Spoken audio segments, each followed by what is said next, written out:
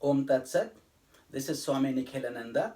Humble prostrations to the universal divine energy in the form of Adi Guru Sri Swami Shankaracharya Ji, my worshipful Guru Jyotirmananji Maharaj, and all the sages and saints of the world, and you divine souls watching this video.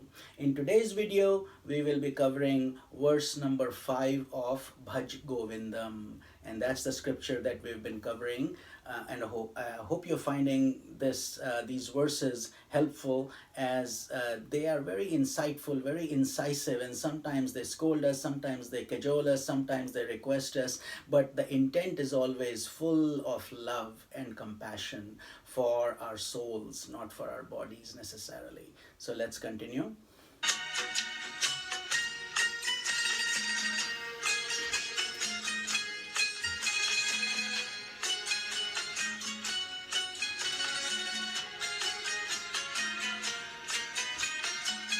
यावद्वेतोपार्जन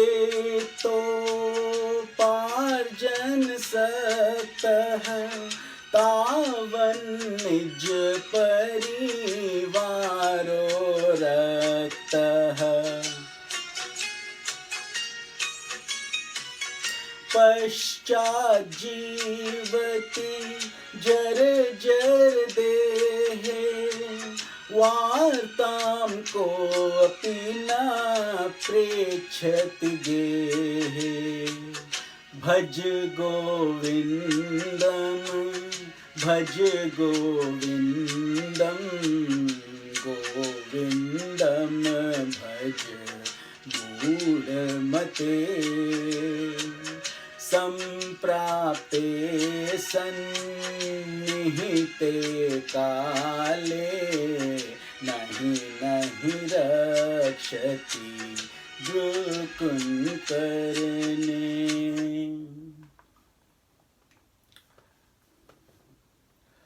So this verse says Yavad vittoparjana saktaha.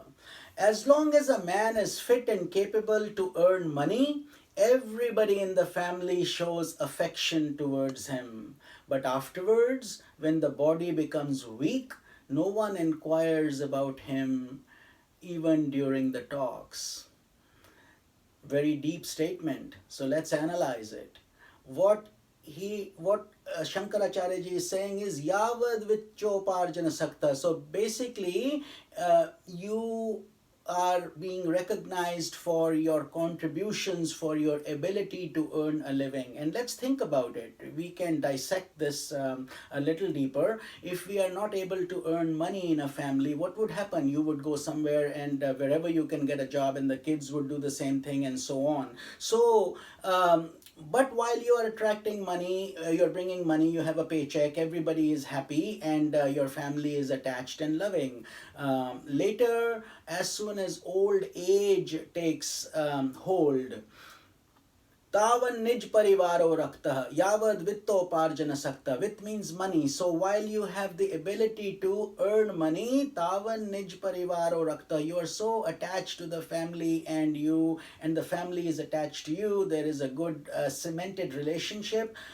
Paschat jivati jarjar dehe. Later, when your utility declines, you get old, you are no longer earning the money, and old age has now taken residence in your body, and you start getting wrinkles and old and weak.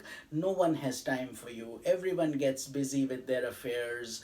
And this shloka, this verse, is actually so applicable today. If we really think about it, how many old age homes we have these days, how many nursing homes, how many people actually are able to take the time to spend time with the elderly who are all by themselves. Now there are some exceptions. There are good people also, and people are busy. This life is Maya, so it may seem stinging. It may seem that Lord Shankaracharya ji is opening up to all these things that we don't want to think about. But remember, that's the whole purpose of this scripture called Bhaj Govindam. It's supposed to wake wake us up from slumber.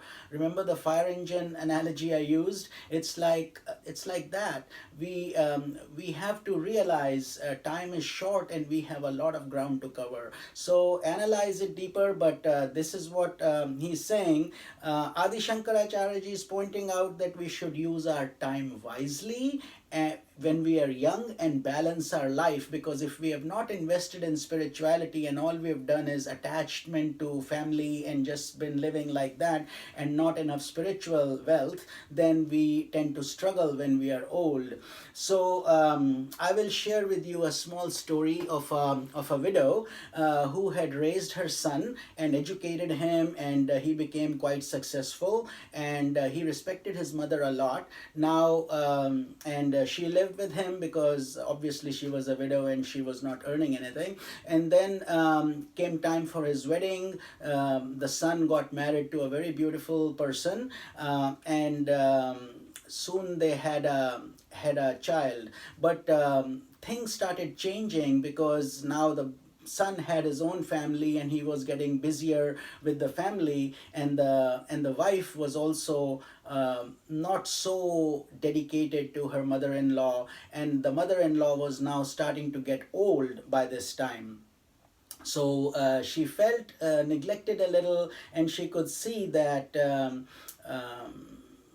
she wouldn't say anything, but the grandson was starting to grow up, and he was the one noticing the difference that his parents are not spending as much time with the grandma because they were busy in their own chores and their own things in life and so on. So one day the grandmother had just eaten her food and her hands were shaky, and she was trying to wash her dish, and when she did that, the dish fell and broke.